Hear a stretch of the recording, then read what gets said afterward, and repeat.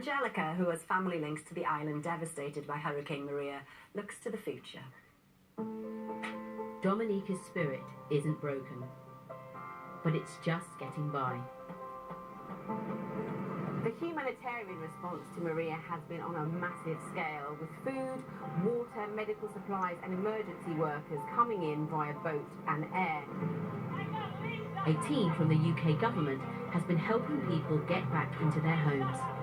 One of the main ideas of what we're getting today is that people can take these kits and that hopefully they can now go home and start getting back to normal, well, as normal as you can in these circumstances. They've got some pots and pans so they can cook, somewhere to store water and some of those sort of hygiene items so they can get some resemblance of normality. Oh yes, they're very useful. Where are you cooking now? Outside. Outside, yes, because my stove going, my fridge and everything. We want to share information about how to make your roof stronger, how to try and prevent it from blowing off in the next hurricane. But what comes next? Dominica has to compete for aid with other islands battered by hurricanes this autumn. It's a huge test for the island's leaders. Roosevelt Skerritt is the Prime Minister. Hi. My roof was affected as well. So your roof came off? Yeah, the roof came off. Once my roof came off, I knew then that we were in trouble because it was built to withstand a Category 5 hurricane. It is purely a miracle we didn't have thousands of deaths in the country. And there's a lot of resilience. Folks have gotten up and cleared the roads themselves, reconnected water systems in the rural communities, helping the neighbours. Power is a priority. The whole national grid was destroyed. 5 weeks after the hurricane, only 1% of the network has been reconnected. In a bit of a traffic jam at the moment, for good reason though, because the guys are trying to get the power back on. Dominica faces a double challenge. Not just getting the island up and running again, but protecting it from the storms to come. Each year, there's a 1 in 10 chance of Dominica being hit by a hurricane. We've lost everything that money could buy. Critically, we're going to need help in the rebuilding phase of the country. The roads, the bridges, the schools, the health clinics, the rebuilding of people's lives and livelihoods, and ensuring that jobs can be maintained. So, you need help? We need help. We don't want help, we need help. And where are you thinking this help's going to come from? Have you had enough help so far? Well, so far we've been pretty fortunate with the relief efforts. But here we have an opportunity to build the world's first climate resilient country in a climate change era. Yeah. We can in fact put systems in place to help countries like ours. A climate resilient country is a great ambition, but how realistic is it? Dominica's economy is delicate. Farmers like Marcellus make up 40% of the labour market. My forest, that's where I'm doing my living. No plants, nothing at all. Not a fruit, not a tree to stand. Finish. Nothing like coconuts. In 5, 6 years, that's when we'll drink coconuts again. Tourism was on the up, providing 3,000 jobs, but it's green tourism, not big all-inclusives. And the main attraction, the rainforest, is gone, at least for now. At Meru Beach, the best news Horny Wellen and her 8-year-old mum could get would be to see the cruise ships return. We normally have a lineup of loungers where the cruise ship visitors come here and enjoy their little moments. But so this is massive because it's a huge amount of revenue you're not getting. Well, yes, and this is the livelihood of this community per se.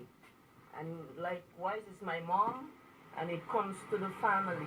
But at this moment, nothing. That's the way it is.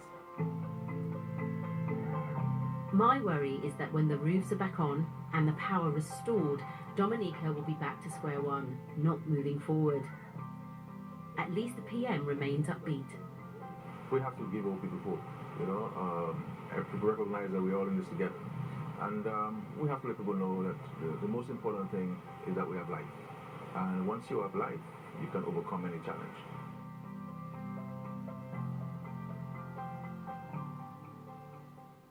Well, Angellica is here now, and we have to say these films have been incredible this week. Really, really brilliant to watch, and so insightful. But you didn't know what to expect, did you, when you went over?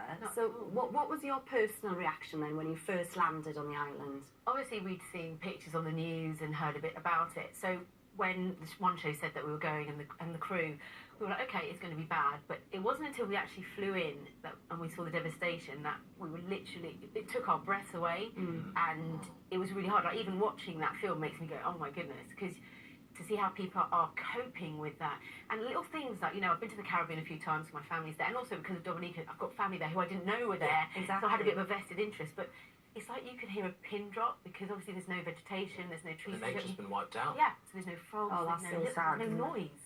So it was really quite eerie, and you know, Matt and Arthur, who went with me, we were all really, really upset and really emotional. Yeah, we could see in all the films the emotional journey that you went on, and in one of the early films we saw how much work the UK has been putting in to help them get back on their feet, including the tree surgeons I think we saw on Tuesday making new roads. But how much has the UK put in to try to really help Dominica? Well, to date, it's £62 million to the Caribbean relief effort, and £5 million of that money has gone to Dominica for immediate relief and aid because it's so desperate and they need to get help out there.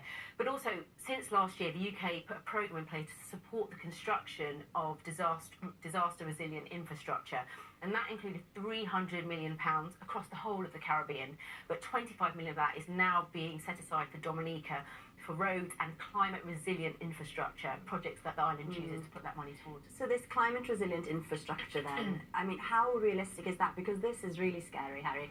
There's a chance of one hurricane, 1 in 10 chance of hurricane every year on these islands.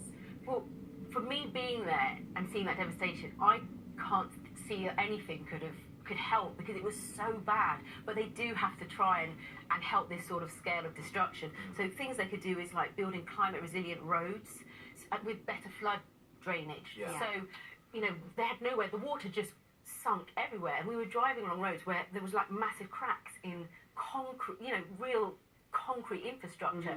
So flood drainage systems so the water has somewhere to go would be great. And also like health buildings, make sure they've got good shutters and they can stay. Just to help them recover as and when it happens next time. Will those trees grow back? I think they will. I think the trees will go back, but it's a matter of time. Exactly. Thank you. Thank you. No worries. All right. A week.